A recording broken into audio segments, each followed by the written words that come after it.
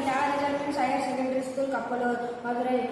We done the project under the theme of Swadeshi. Our project title is Smart Charge India Mission. This project focuses on designing and implementing an EV charging station system that provides safe, efficient and user-friendly charging for electric vehicles. Working principle: the user connects the EV to the charging station.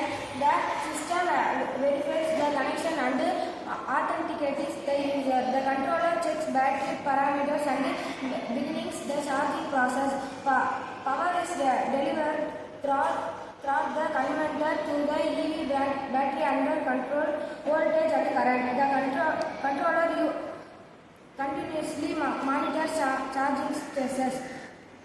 When the battery is fully charged or the user stops charging, the system safely disconnects power. Data such as energy usage, time and cost is displayed or sent to a central database. There are three types of charging very available. Slow charging very applicable is for usage. Fast charging very applicable is commercial stations. DC fast charging stations were applicable in public or highway station. We are using this application that is mainly building commercial areas, public transportation, fleet or logistics. Future development of our project is solar or windmill power integration.